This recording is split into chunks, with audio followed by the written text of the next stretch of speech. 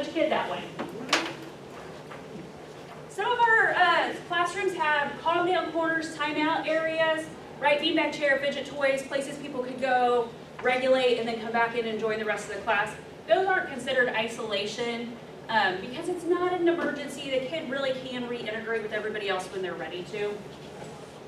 We can't use mechanical restraints for the purpose of controlling a kid, right? Law enforcement plays by a different rule.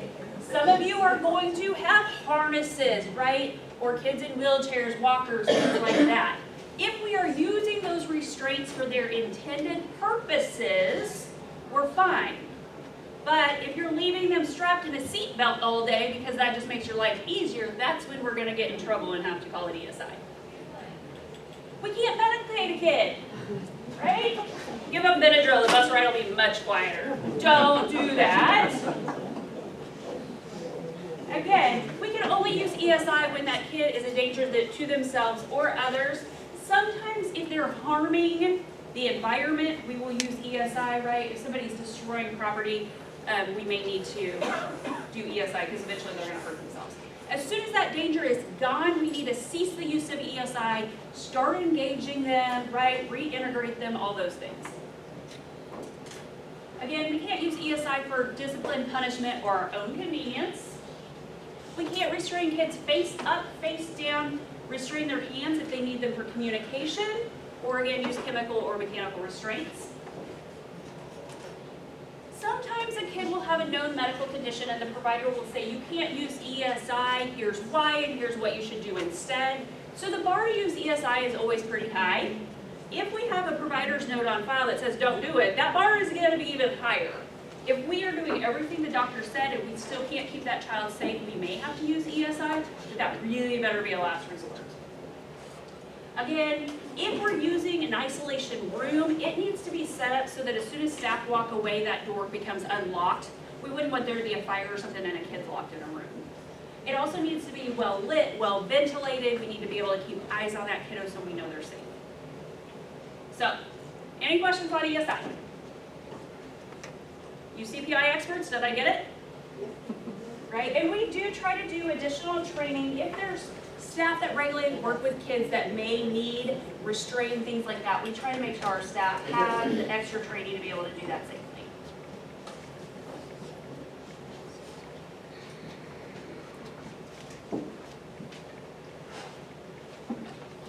Child abuse and endangerment. There's two areas of law that we're going to talk about today. Kansas Code of Care for Children establishes a civil course of action to address abuse of children. We want to protect kids from abuse, help achieve permanency for kids, provide good ongoing care for kids that have experienced abuse, and then encouraging the reporting of suspected abuse or neglect. So statute defines child abuse as physical, mental, or emotional abuse, causing the infliction of physical, mental, or emotional harm, causing deterioration to the child. Neglect means acts or omission by a parent or guardian, resulting in harm to the child or presenting a likelihood of harm to the child. Neglect can be failure to provide food, clothing, shelter, but if the family's only not providing those because of lack of financial means, it's not considered legal neglect, right? Like when we think about some of these basic needs, there's kind of three categories of is it neglect or not. A, they don't have appropriate weather clothes because they're poor and they just can't afford it, right? That family needs help, but they're not legally neglecting their kid. Two, could be legal neglect of, I'm going to send my kids outside in shorts and flip-flops just to torture them because they're driving me nuts, right? That's a problem. Or you guys also are going to encounter the Clark kids who are going to be in shorts, flip-flops, and a hoodie in the middle of a blizzard because they're more stubborn than their mom, right? Not legal neglect. They have boots and coats, they just won't wear them. Neglect can also be failure to provide adequate supervision for children or remove them from situations their maturity and judgment is not advanced enough to be able to handle. Neglect can also be failure to provide adequate medical resources for diagnosed medical conditions. If the family's not getting medical treatment because of religious reasons, it also might not be legal neglect. Sex abuse for this is talked about as pornography and human trafficking. We are all mandatory reporters.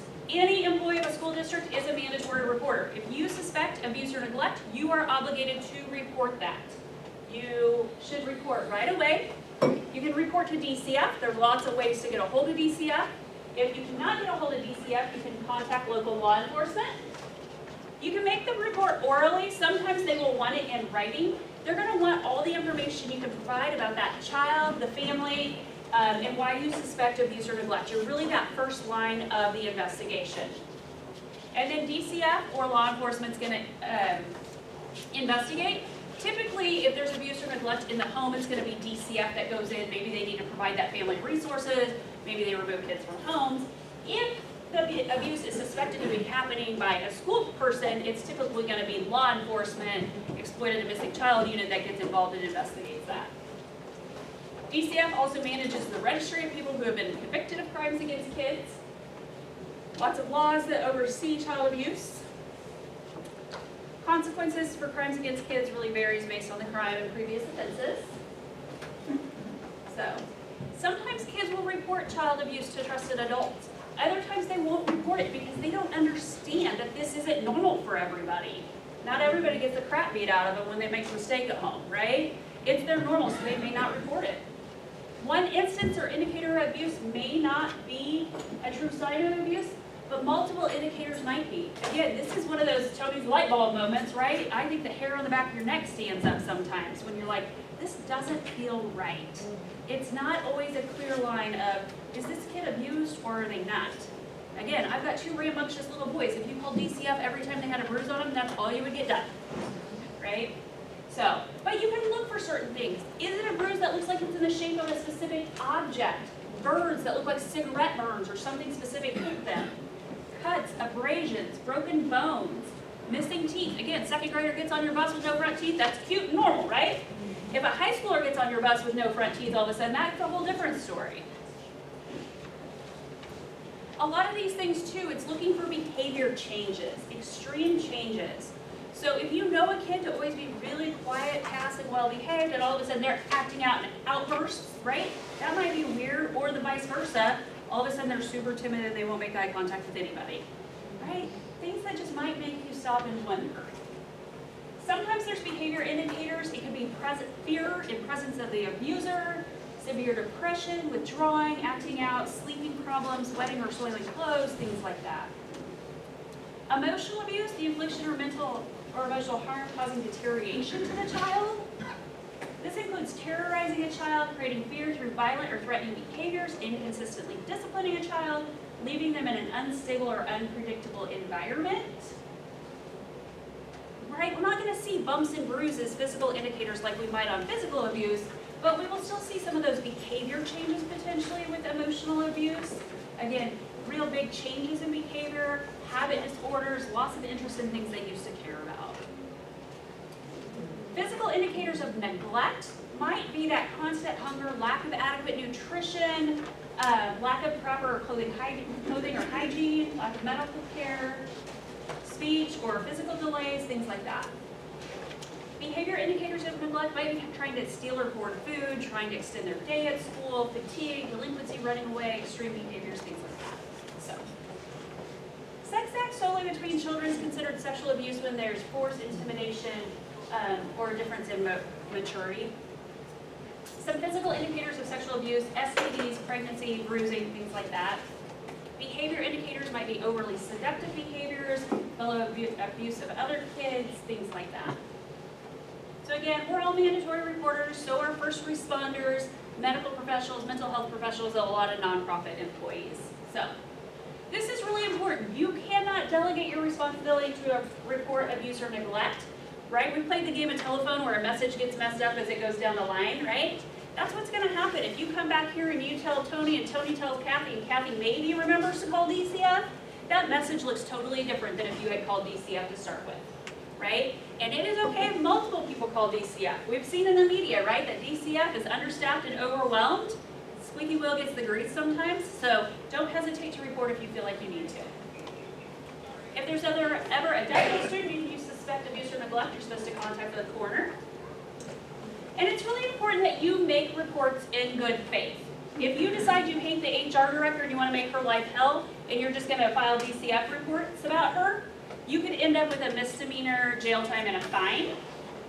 But if you do it in good faith, you also have immunity. So I can't sue you as a parent for calling DCF on me if you had reasonable reason to believe there was abuse or neglect. So there are some protections for you on the other side. So who should report abuse or neglect? Say me. Okay. Okay.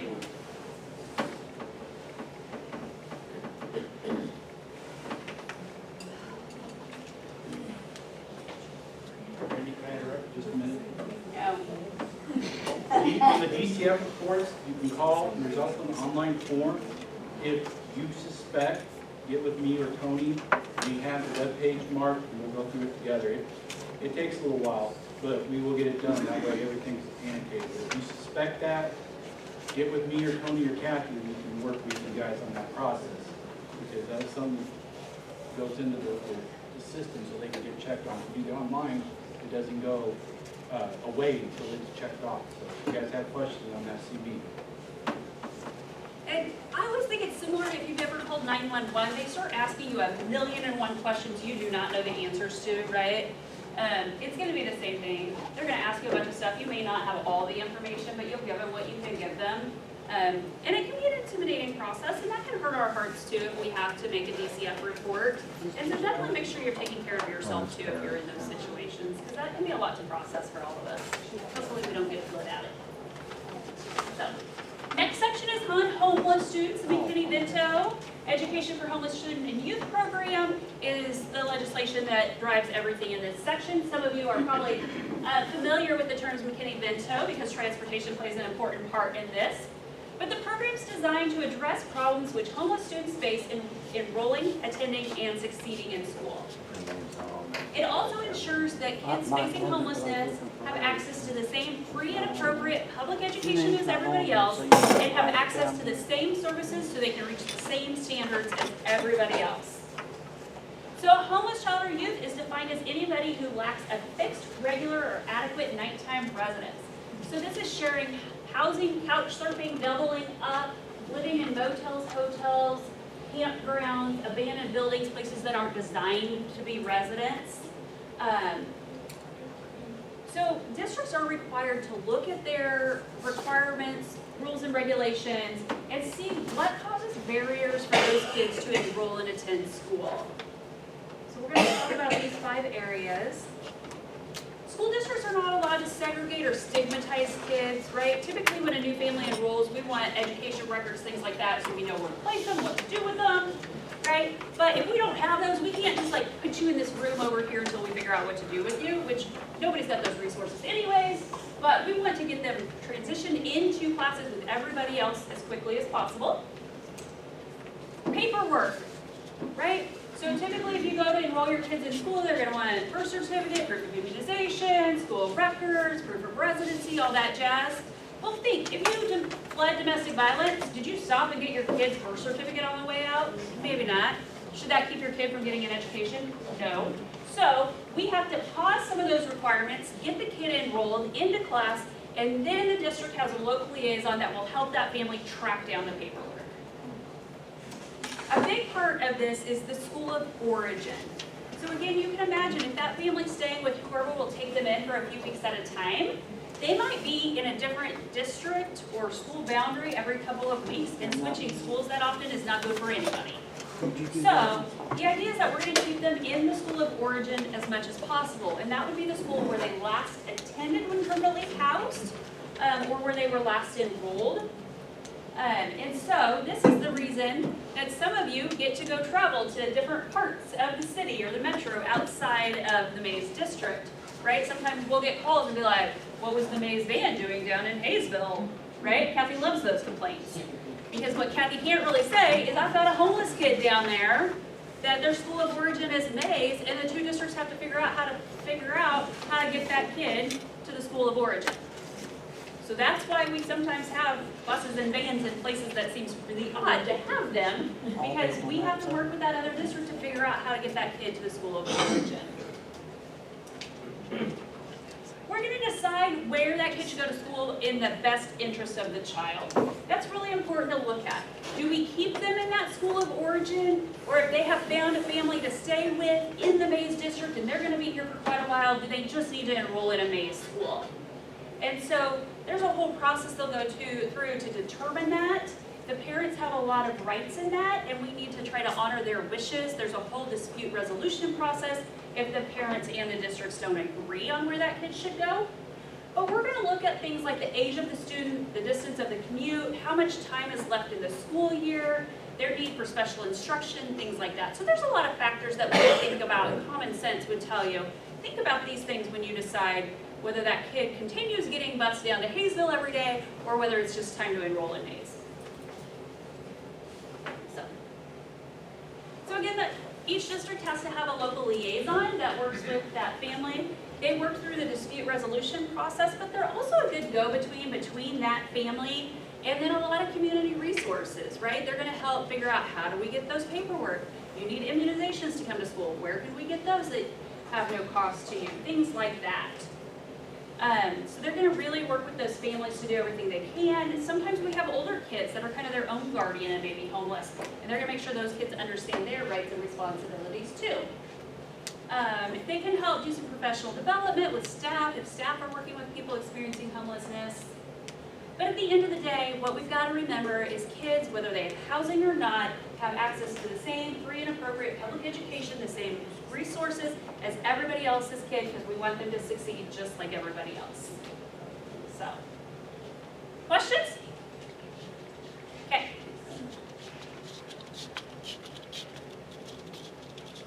You guys are even quieter than yesterday's group. I didn't know if that was possible.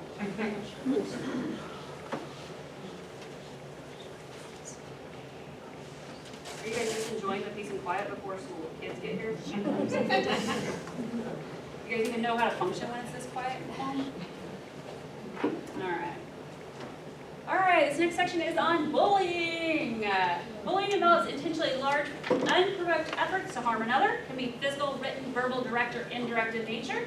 It involves repeated, persistent, or pervasive negative actions by one or more against another. And it involves an imbalance of power. So we're going to talk about 5 different types of bullying today. Physical bullying, this is probably the most easy to identify, right? Physical bullying, we punch somebody. This was really popular. All the movies from the 80s, right? The bully is the big kid that just punches people behind the school. It's rarely the first form of bullying somebody experiences. Typically it starts with something else and escalates to physical violence. Although it's the most readily identifiable, it only accounts for less than 1/3 of reported bullying. Verbal bullying, anything done by speaking, calling names, spreading rumors, threatening somebody, all of that. It's one of the most common types of bullying, but it's hard to detect and tends to be overlooked by adults, right? And I think this is kind of twofold in being overlooked is I think there is that balance of letting kids learn how to work things out themselves, but knowing when to step in and intervene. And it's really hard to know where that invisible line is from kids need to work it out to, oh, this is out of control and bullying. I also have been doing some volunteer work with some middle schoolers, and as you can tell, I speak fluent sarcasm. Middle schoolers do not. So I've had some situations where these girls are like, and I hear it, and I think they're being sarcastic, joking around, and all of a sudden this lady's like, she's bullying me, she's so mean. And I'm like, I heard that conversation. That is not what I got out of that conversation, right? And so I'm not trying to ignore the bullying. I just didn't even know that's what it had escalated to, right? And so as adults, we get bad raps for not always knowing when to step in. But I do think this is a tough one. Relational aggression, this is bullying that's done with the intent to hurt somebody's reputation or social standing. A lot of times it's, we're friends today, and all of a sudden I'm spreading your secrets and embarrassing you all over school, and we're no longer friends, right? I've developed your trust to get your secrets, and then I break it. Cyberbullying, this is anything that's done over technology, right? It can have a profound effect on students and the learning environment, even though it often happens off school grounds outside of school hours. I was at the high school one day, and people keep coming up to the principal going, so-and-so posted something on TikTok this morning, and I don't like it, blah, blah, blah. Like, the principal can do nothing about that. Life was easier when people just punched each other because we could do something about that, right? People online get humiliated 24/7, worldwide platforms. Sometimes the bully remains anonymous. A lot of kids won't report it, because if my kid tells me they're getting picked on their social media, I'm just going to take social media away. Problem solved, right? Well, my kid doesn't want to lose his phone, so he's just not going to tell me. And then we have sexual or homophobic bullying. This is where things focus on anything sex-related, appearance, body part, sexual orientation, sexual activity, making jokes, comments, rating someone's sexuality, touching, grabbing, pinching. Like, don't touch people. Spreading sexual rumors, things like that. Anybody can be a bully. There's no single thing that predicts who the bully will be. However, they say there's kind of two types of kids. One is that popular, well-connected kid. The other end of the spectrum is that kind of outcast, pick glass for games kind of kid.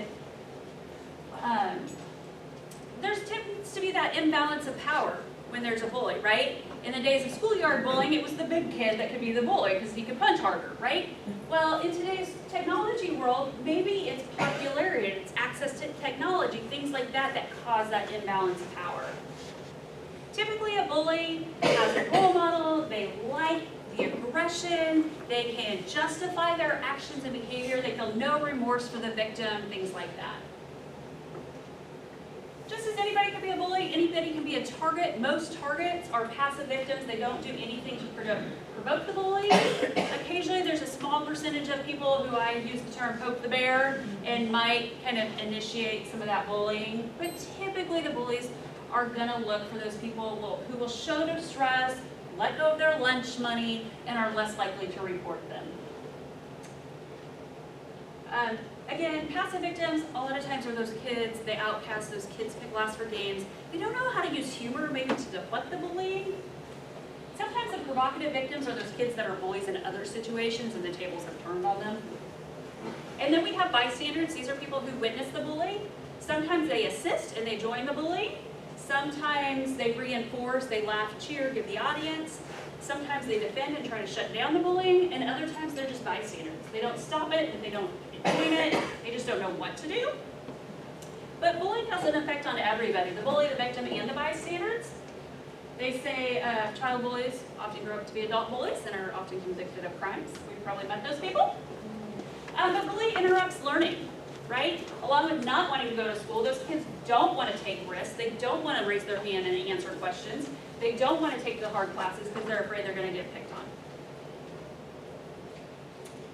There's a lot of physical impacts maybe on victims of bullying and sometimes those bystanders. A lot of depression, anxiety, which comes with those sleep problems, loss of appetite, headaches, stomach aches, things like that. And then for the bystanders, sometimes it's fear of getting picked on by the bully, sometimes it's guilt over not stopping it, things like that. So, it's really important that we have good supervision to shut down bullying. They say for boys, it's often playgrounds, bus stops, going to and from school, bathrooms, locker rooms, the bus. I think a lot of times places people are up and active. For girls, they say hallways, lunchrooms, classrooms, I'm sure on the bus too. Again, they did some studies and asked kids how often do adults intervene. Kids said 25% of the time, the adults said 71% of the time, so there's a big discrepancy there. But again, I think a lot of that goes back to that verbal bullying and not knowing really where the line is or when to step in. It's really important that adults stop bullying when they encounter it and kids have a place in stopping that too. And that we should have very clear expectations, right? I know in our school buildings, we will see social contracts hanging on the wall, expectations, I would assume on your buses or vans. You also make it very clear, what are your expectations? And then you have to hold people accountable for meeting those expectations and address it when they don't. Ultimately, we want everybody to feel safe and secure at school, coming and going to school, so that we can focus on the learning and not be distracted on what people post on TikTok. Questions on that?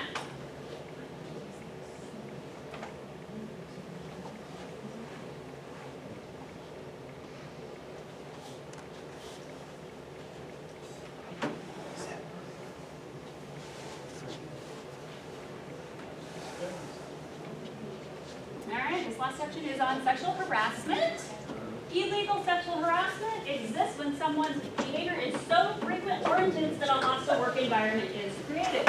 Tim Brandt, our Director of Safety and Security, yesterday told me that he wanted to complain about a hostile work environment, and I said it only gets to be hostile if it's based on a protected class like sex, age, things like that. Otherwise, it's just a crappy work environment. And he assured me his complaint was legit. I don't even remember what it was now. Y'all's complaints I might take more seriously than Tim's, I promise. Yeah, unless it's Tony, I don't know.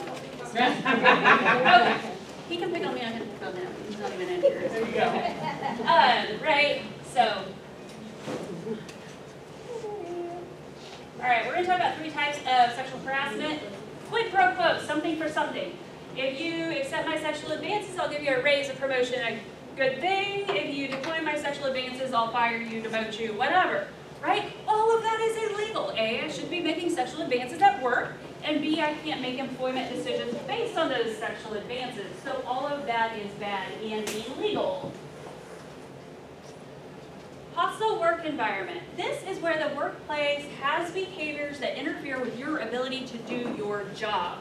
And they are things that might be okay in more of a social situation, but are not okay in the workplace.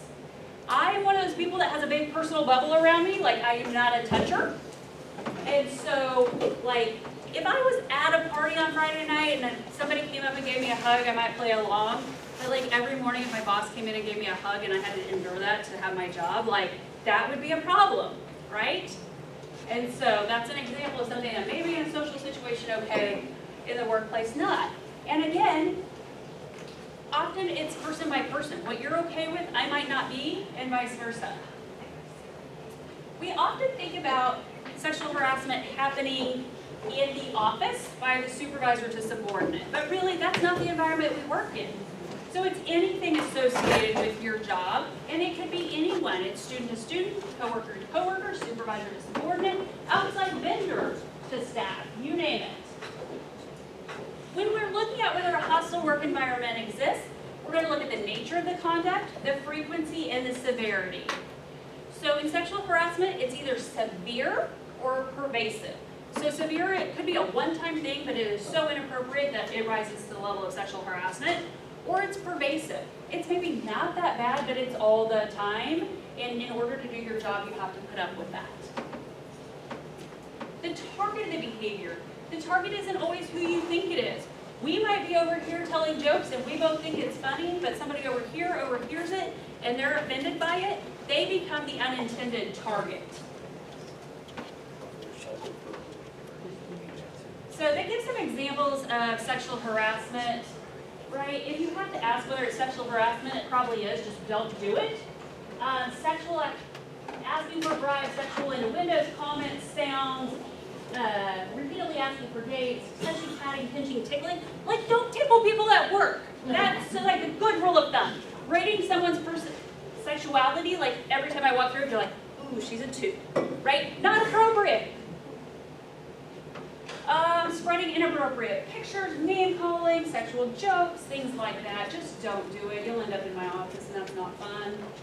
There is really no single test though to predict whether it's sexual harassment or not. Again, what's appropriate to one person, not to the other. I tell people I am incredibly fortunate that my grandma is still on Facebook. I realize poor woman's 91 years old now. But in my mind, I have to do that test every time I want to post something and go, will grandma call and use my middle name if I post this, right? That's a good rule of thumb for life. But they also say, sexual harassment, would your behavior change if your family was in the room, or would you want your family treated this way? If the answer is no, don't do it. The third type is the Violence Against Women Act. So sexual assault is classified as a forcible or non-forcible sex offense under the Uniform Crime Reporting System of the FBI. Dating violence is violence committed by a person who is or has been in a social, romantic, or intimate relationship with the victim. Domestic violence, crimes against a current, former spouse, partner, you've cohabitated or you've shared a child with the victim. And then stalking falls into this, which is engaging in a course of conduct directed at a specific person that would cause a reasonable person to fear for his or her safety or the safety of others, or to suffer substantial emotional distress. So, Bullying that we talked about and sexual harassment are very similar in that they're intended to hurt somebody, but because harassment is based on sex, which is a protected class under law, the consequences for that rise to a different level and get you in way more trouble. They give student-to-student examples too, like whether you're an adult or a student, it's still inappropriate. If you come across student-to-student sexual harassment, make sure you stop it immediately, separate them. You guys are lucky that you can report to these people in the corners probably, and they can deal with it more so. But we need to take reports of sexual harassment seriously. I am the Title IX coordinator for the district. Under Title IX, this is what protects us from sexual discrimination or harassment in education. It's what gives women right to sports, things like that. There's a lot under Title IX, but part of that is if there is ever a student that's sexually harassed or discriminated against, we go through a formal investigation process. If it's adult to adult sexual harassment, sometimes it can be resolved in more of an informal process. So, questions on that? Okay. The other piece of the state annual training is typically suicide awareness, and we are actually having our mental health intervention team come around to different facilities and do live suicide awareness training, so you guys will get that more in depth at a different time this year. But what I want to say about that, number one rule of thumb, if somebody has talked about hurting themselves, shared suicidal ideations, threatened to kill themselves, do not leave them alone. You don't have to get them on the bus. Do not let them off your bus. Right? If they're like, I think I'm going to go home and kill myself, and you're like, all right, here's your stuff, go. And then you come back to the office, and you're like, hey, Tony, so like this kid said something really weird, I'm not sure. He's going to go, your light bulb went off and you screwed up. Right? And I don't think Tony's going to be happy. Do not leave them alone if they have shared suicidal thoughts or thoughts of self-harm. You don't know what's waiting for them and what they have access to once they get home. You know that while they're on your bus or van, that they're probably fairly safe. And you're allowed to freak out and go, I don't know what the heck to do in this situation, and immediately radio back here to one of your managers, and they will help you through that situation. But I'm going to be real mad, especially now that I'm on my soapbox, if you just drop them off, right? It is better to be safe than sorry. Okay, can I get off that soapbox? Did I make that super clear? Okay, cool. What else do I want to talk about? Tony mentioned that we got rid of the rounding rule when you clock out, so it's going to record real time. That is probably the biggest change. We will be sending out the employee handbook through Talent Ed and asking everybody to log in and acknowledge that you are aware of that handbook, and that's really the biggest change to that handbook this year, but we're still going to want you to do that. Benefit open enrollment will go live later today, and you will get an email with a link to go in and elect or decline your benefits, and those all center around like medical benefits. We are changing from Blue Cross Blue Shield to United Healthcare for our plan year that starts October 1. The board is contributing more towards health insurance this year, and we got lower rates with United, so for a lot of people you're going to be spending less on health insurance this year, so that's super exciting. We will offer like the 3 normal medical plans we've been offering for a long time, but they were also offering a new plan called the Surest plan, and so that is a 100% copay based plan. You have to be kind of tech savvy.